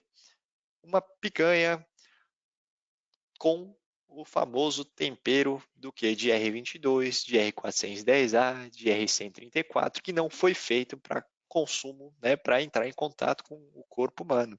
Então é muito importante que você não faça churrasqueiras com botija de fluido refrigerante. Tem gente que faz banquinho, faz artesanato, faz lixeira, faz vaso de planta, faz um monte de coisa, mas não faça churrasqueira de botija de fluido refrigerante. Tem gente que vende ainda e vende caro, mas não comprem também botijas para fazer churrasqueira, né? Nem churrasqueiras de botija, tá certo? E aí o que eu queria comentar aqui com relação à FDS, a gente está muito acostumado a trabalhar com a FISP, que é a Ficha de Informação de Segurança de Produtos Químicos. A partir do meio desse ano, a FISP mudou de nome e chama agora FDS, que é a Ficha com Dados de Segurança. Então, todo mundo que faz trabalho para empresas, assim, às vezes multinacionais ou empresas que, para você entrar lá para fazer algum serviço, hotel, shopping center, área de segurança do seu cliente pede a FDS, todo fabricante comercializador de produto químico precisa obrigatoriamente ter essa FDS pública para vocês terem acesso. Tá? A Chemours disponibiliza no nosso site, né, www.freon.com.br, www.option.com.br, na parte superior, na direita, vai ter lá ficha com dados de segurança, ficha de informação de segurança de produtos químicos. Você pode procurar o produto que você usa, 410A, 32, ele vai estar disponível ali para você baixar em português no Brasil, tá certo? Mas lembrem-se sempre de ter a FISP em mãos. A FISP vai ter todas as informações necessárias de segurança, saúde, meio ambiente, em caso de vazamento, o que fazer, em caso de contato com o corpo, o que fazer, né, com o óleo, com a pele, com os olhos, com a pele, os EPIs que são importantes para manusear aquele produto químico. Então sempre tenham a FISP em mãos, tá certo? E aí a última dúvida que a gente tem aqui, né, estamos chegando quase no nosso tempo máximo, né, 8h30, é se eu posso reutilizar esse DAC, né? Não vou fazer churrasqueira, mas eu posso usar esse DAC como cilindro de recolhimento para tirar o R32, o R410A para algum tipo de manutenção? E a resposta é, Diego tá ligeiro aqui, ó, já falou que é fake. É fake. Por quê? As botijas, né, as populares botijas de fluido refrigerante, elas têm o que a gente chama de uma parede muito fina. Quando você pega uma botija dessa de 11 quilos ou até essa pequenininha aqui de 3 quilos e levanta na mão, ela pesa ali o quê? 4 quilos, 5 quilos, muito leve. Por quê? Porque as paredes são muito finas. Quando você pega um cilindro de recolhimento desse que está na foto, até mesmo um botijão de gás da nossa casa, que a gente sabe que é um cilindro retornável, eles têm paredes grossas. Por quê? Porque eles foram feitos para suportar pressurizações e despressurizações constantes. Porém, se você faz isso com uma botija dessa, né, de fluido refrigerante, em algum momento essa botija ela vai explodir, ela vai estourar, podendo gerar algum tipo de risco de acidente ou incidente, e você vai também ter a perda daquele material, daquele fluido refrigerante que você tinha no seu equipamento que você estava recolhendo, tá certo? Então é muito importante você sempre que você fizer um recolhimento de fluido refrigerante, fazer o recolhimento com um cilindro de recuperação adequado, tá? Tem outro ponto que o pessoal também comenta que, às vezes, o pessoal quer fazer a carga de fluido em equipamentos grandes de forma rápida. E aí o que eles fazem? Colocam uma manta térmica ou, para o pessoal que é mais prático de plantão, pega o maçarico e esquenta a botija diretamente ali com o maçarico, com a chama, para aumentar a temperatura, aumentar a pressão e o fluido sair mais rápido. Não façam isso. Por quê? Se você esquentar acima de 52 graus Celsius, tiver uma alta temperatura, o disco de ruptura daquele cilindro de recolher, daquele cilindro, né, daquele DAC, daquela botija, ele vai abrir, você vai ter um risco de acidente por queimadura frio, caso o fluido refrigerante entre em contato com a sua pele, além de que você vai ter a perda, né, do produto novinho que você tinha ali no seu equipamento, tá certo? Bom, antes de irmos para as perguntas, né, a gente está chegando aqui quase 1h30 falando sem parar, eu queria deixar aqui para vocês esse QR Code. O que é esse QR Code? A gente, todas as vezes que fazemos algum tipo de webinar, alguma apresentação, a gente cria uma enquete para vocês poderem responder, justamente para avaliar nosso treinamento, se eu estou sendo claro, se eu estou passando as informações da maneira que vocês estão entendendo, mas também para sugerir novos temas. Por exemplo, esse tema do 32 veio de uma sugestão de bastante gente que viu, né, outros webinars que a gente fez e perguntou com relação ao 32 para ar-condicionado. Às vezes você quer saber sobre ferramentas, quer saber sobre chillers, quer saber sobre sistemas de refrigeração comercial, industrial, transporte refrigerado. Teve gente que pediu na última palestra transporte refrigerado. Então é importante que vocês também respondam e sugiram aí outros temas para a gente abordar nas próximas palestras, tá certo?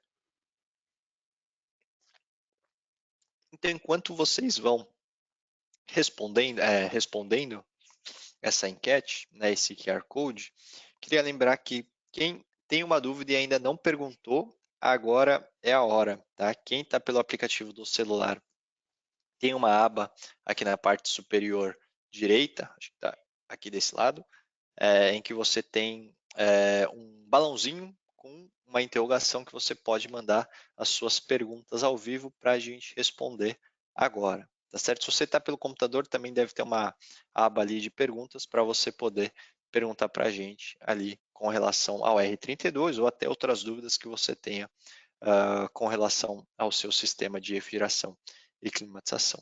Tá certo? Bom, enquanto vocês respondem, vou pesquisar aqui, vou olhar as principais dúvidas que o pessoal mandou. Vamos lá, perguntas sobre qualidade, desempenho.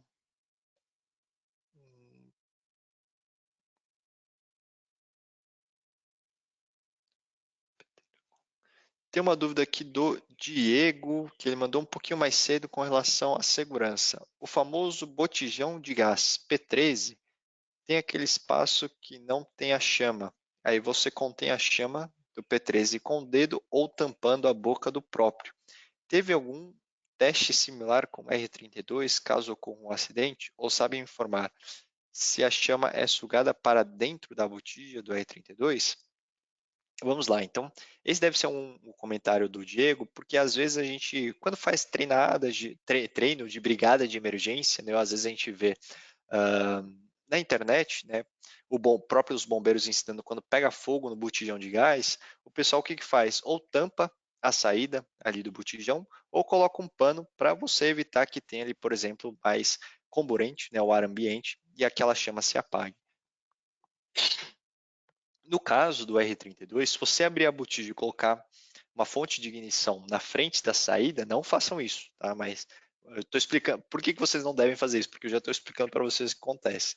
Se você colocar uma fonte de ignição, por exemplo, um isqueiro, uma faísca, dificilmente ele vai entrar em combustão, porque a gente viu lá que ele tem uma energia mínima de ignição muito alta e dificilmente aquela chama ela se mantém. Então, mesmo que você coloque, ele até vai ser inflamável, né, vai pegar fogo, né, por isso que ele é levemente inflamável, mas ele vai ter aquela chama preguiçosa, ela não vai se manter. Né? Outro ponto que ele perguntou é com relação se essa chama ela vai para dentro, né, vamos dizer assim, da botija. E na verdade, como o produto, né, o cilindro, ele está pressurizado, a pressão interna é maior do que a pressão externa, por isso que o produto ele sai. Então, consequentemente, não é esperado que haja essa pressão reversa, vamos dizer assim. Tá? Então, importante comentar que se por algum acaso aconteceu alguma maluquice na cabeça de alguém que fez esse teste ali e pegou fogo, o que é o indicado? Você pode tampar, né, fechar a saída, fechar a própria válvula, caso você consiga acessar, mas a combustão só vai acontecer se você tiver os três componentes juntos, que é o combustível, o comburente e a fonte de ignição. Se você cortar qualquer um deles, ou seja, se você fechar a válvula, você corta o combustível. Se você colocar um pano e fechar, né, como se fosse uma tampa ali, um ambiente hermético, e evitar que tenha mais oxigênio, você reduz o segundo ponto, que é o comburente. E se a fonte de ignição você não tem porque é uma faísca muito fraca, uma fonte de ignição baixa, você também não vai ter esse incêndio ou esse tipo de acidente ou incidente, tá certo? Então, sempre lembrando, manuseiem com cuidado todos os produtos químicos, fluidos refrigerantes, mas lembre-se que o principal risco de qualquer fluido é a pressurização, né? O produto está pressurizado, então aumentou a temperatura, a pressão interna pode aumentar, mas lembrem-se que as informações de segurança também estão lá na FDS, tá certo? Aqui o Jerônimo perguntou com relação à carga do fluido após o vácuo. Né? Como que é mais seguro, fazer a carga com a máquina ligada ou desligada? Aí, o que a gente geralmente recomenda, os fabricantes também falam?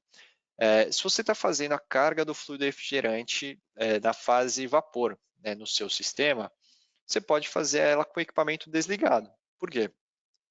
Porque geralmente a própria pressão, né, a diferença da pressão interna do cilindro para o seu equipamento que estava em vácuo, vai puxar o fluido lá para dentro. O que é muito comum acontecer é que, por exemplo, em sistemas de ar-condicionado automotivo, chega um momento que parece que a pressão equaliza, e aí você não consegue jogar mais fluido refrigerante lá dentro do sistema. E aí como que você termina aquela carga de fluido refrigerante? Ligando o equipamento. E aí depois que você liga o equipamento, o compressor começa a rodar e a sucção começa a ficar com uma pressão mais baixa do que a pressão da descarga, aí você consegue puxar o residual de fluido refrigerante que você precisa para o seu equipamento e fazer a carga correta, tá certo? Outro ponto, se você trabalha, por exemplo, com equipamentos de grande porte, que tem tanque de líquido, você pode sempre fazer a carga com o equipamento desligado. Isso é muito comum em refrigeração comercial. Então, você carrega ali no tanque de líquido do equipamento, são tanques grandes, e aí você pode fazer ela com o equipamento desligado, tá certo? Outra dúvida que temos aqui, uma dúvida aqui do Marcelo Camargo Gomes. Marcelo Camargo Gomes, que comentou que perdeu o comecinho da live e comentou que é responsável pelo setor de refrigeração da Ambev no Rio de Janeiro.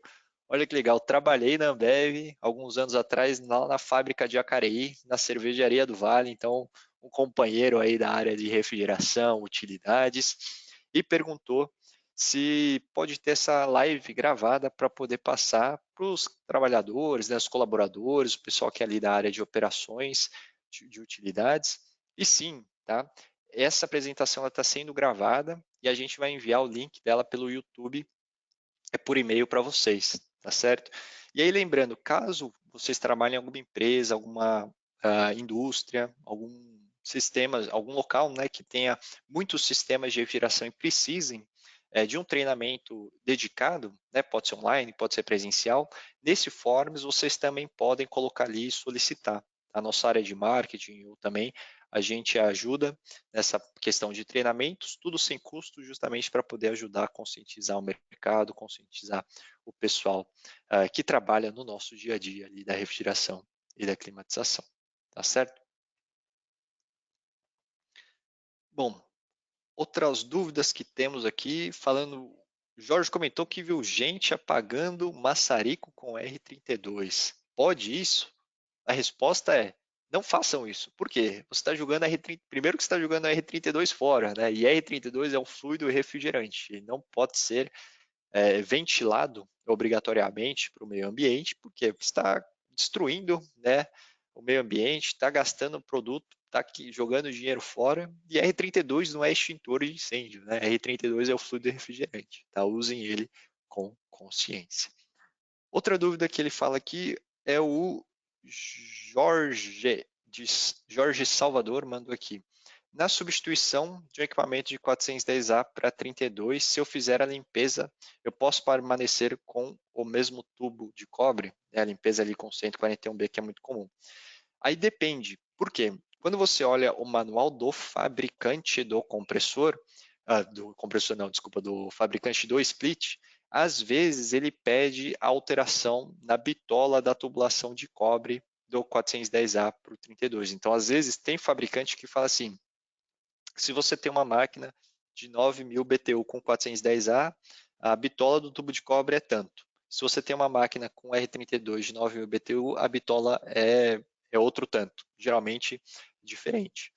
Se for diferente, não adianta você utilizar mesmo o diâmetro de tubulação, a mesma tubulação que está lá. Porém, em alguns casos, os fabricantes também fornecem tabelas de compatibilidade, ou seja, se você já tinha uma instalação 410A e está colocando ali de 32 com exatamente o mesmo diâmetro de tubulação, aí tudo bem. O que é importante garantir é só que, fazendo essa limpeza, você remove os residuais ali de óleos lubrificantes, sujidades, acidez e garante que a tubulação esteja limpinha. Outro ponto que é legal comentar quando você reaproveita a infraestrutura é fazer um teste de estanqueidade, um teste de pressão. Ou seja, você pressuriza a tubulação com nitrogênio seco, fecha todas as possíveis saídas de ar ali do nitrogênio e mantém um manifold, um manômetro, pelo menos ali, conectado para ver se aquela tubulação, mesmo que antiga, está estanque, né? Se você não tem nenhum tipo de furo, vazamento ou tipo de vazamentos futuros depois que você carregar ali o seu R32, tá certo? Dúvida do Gerson aqui com relação a tendências, né? A tendência será a utilização do R32 para sistemas de VRF e em sistemas splits de grande capacidade. O R32 se manterá em sistema somente ou o R32 se manterá somente em sistemas do tipo split? Essa é uma dúvida que eu gostaria de responder, mas a gente teria que perguntar para os fabricantes dos equipamentos, né? A Samsung, LG, Daikin, Gree, Eugene, Midea Carrier. Mas hoje, a grande maioria dos equipamentos no Brasil que trabalham com R32 de fato são splits. Por quê? Porque são equipamentos que têm cargas de fluidos refrigerantes menores, né, têm capacidades menores e a conversão do equipamento também é mais simples. São equipamentos com uma menor complexidade de componentes elétricos. Fora do Brasil, já existem VRFs, VRVs, multi-splits de grandes capacidades, trabalhando com R32, trabalhando com R454B, que é outro fluido refrigerante que é utilizado nos Estados Unidos. Então, é provável que futuramente a gente tenha no Brasil também máquinas de grande capacidade que trabalhem com R32 ou com R454B, que é outra opção também que tem no mercado. Tá? Por que isso é legal comentar? Na Europa e nos Estados Unidos, as normas regulamentadoras com relação ao limite de potencial de aquecimento global de fluido refrigerante são um pouco mais avançadas. E lá já é proibido, por exemplo, fabricar um equipamento novo de climatização com 410A, né, com fluido que tem um GWP mais alto. Então, tenho quase certeza ali que os equipamentos que hoje são utilizados nos Estados Unidos, na Europa, não estão utilizando mais o 410A, estão utilizando o R32, 454B, R454C, que são outros fluidos refrigerantes que também estão no mercado. tá certo? Outra dúvida que o Sérgio mandou. Temos realmente limitações de massa de fluido R32 e equipamentos aqui no Brasil? Quem faz essa regulamentação é a ASHRAE. As regulamentações com relação a limitações, né, de cargas de fluido refrigerante são as normas internacionais de segurança e normas de projeto de equipamentos. Ou seja, quando um fabricante vai projetar uma máquina, um split de 9, 12, 30 mil BTU, existem algumas normas que os fabricantes seguem para projetar esses equipamentos, são as IECs. Ao mesmo tempo, existem normas como as ISO 5149, que na Europa é N378, que vão falar também com relação à segurança da instalação daquele equipamento. E lá também vai falar qual que é a carga máxima que você pode ter do fluido refrigerante naquele ambiente. Tá? É importante comentar que quanto maior a segurança, melhor para todo mundo. Né? E essa segurança primeiro passa por quem fabricou o equipamento. Então, eu tenho certeza que todos os fabricantes de grande porte conhecidos, essas multinacionais que a gente encontra no dia a dia aqui no Brasil, né, para poder comprar, instalar uma máquina que tem garantia, que tem pós-venda, que tem uma área de serviços, com certeza todas as áreas deles de engenharia de projetos testaram do pior caso ao melhor caso, com todo tipo de fluido refrigerante, com todo tipo de sistema, com todo tipo de condensadora, de evaporadora, de câmaras frias, de salas, de prédios corporativos, seja o que for, para ter um produto que seja seguro no mercado. Tá? Depois do projeto seguro, aí vem a nossa parte, que é fazer uma infraestrutura bem feita, utilizar produtos que sejam de qualidade, óleo, tubulação de cobre, fluido refrigerante, isolamento térmico, fazer a instalação no padrão que o fabricante manda, instruir, inclusive, o cliente, né, a fazer as manutenções básicas, às vezes é só uma limpeza ali, bate uma água na serpentina ali do condensador, troca filtro, porque querendo ou não, a segurança é extremamente importante e ela faz parte ali do nosso dia a dia e dos nossos clientes também, tá certo? Então, caso não tenham outras dúvidas, eu gostaria de compartilhar com vocês já o que a gente já fez até hoje. Então, a gente já fez 3 webinars, né, desde de abril. A gente falou sobre a eliminação do R22, falou sobre soluções Option para reviração comercial e industrial, e hoje a gente falou ali sobre os mitos e verdades sobre o R32, sobre o Freon 32. Se você não participou de algum desses 3 webinars, os 2 primeiros já estão disponíveis no YouTube e o de hoje estará disponível logo, logo no YouTube, tá certo? Mês que vem a gente vai falar sobre chillers, então quem trabalha aí com equipamentos chiller, seja no industrial, seja climatização, hotéis, parte de água gelada, fiquem tranquilos que semana que vem não, mês que vem a gente vai falar aí de chillers e em agosto, antes da Febrava, a gente vai falar aí sobre tudo de manutenção, fato ou fake no dia a dia da manutenção do ar-condicionado e refrigeração, tá certo?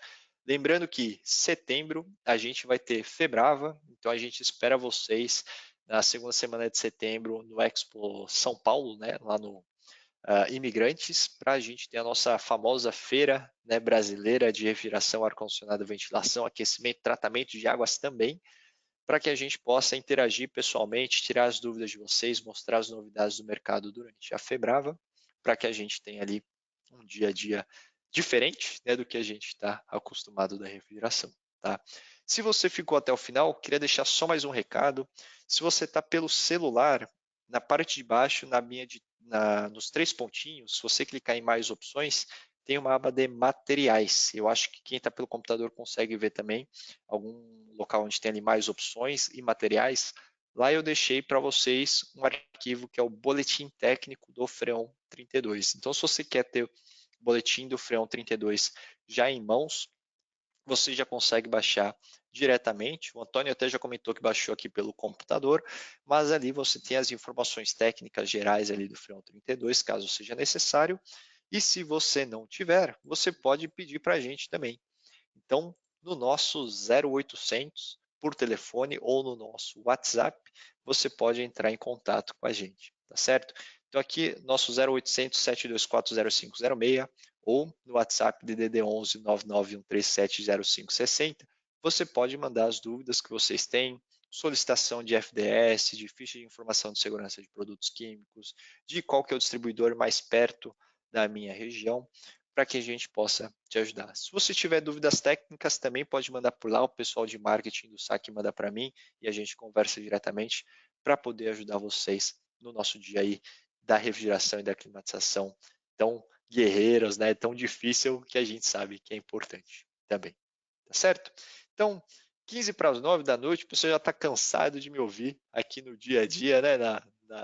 No webinar, aqui no GoToWebinar, mas queria agradecer a todo mundo que participou, que mandou suas dúvidas, em especial o pessoal que aí que praticamente acertou todas os fatal fake, aqui o Diego, o Antônio, mandaram aqui praticamente todas as respostas. Marcelo aqui ó, também elogiando o nosso webinar, Antônio. Queria agradecer a presença de vocês e sempre deixar esse canal aberto para a gente poder conversar e tirar as dúvidas que vocês tenham no dia a dia da refrigeração. Tá certo? A Chemusa sempre foi bastante parceira do mercado e eu também quero que vocês tenham sucesso e quanto mais conhecimento compartilhado, mais fácil, mais tranquilo fica o nosso dia a dia da climatização e da refrigeração. Tá certo? Então, novamente, muito obrigado, uma boa noite a todos, um bom descanso e até a próxima. Grande abraço. Valeu.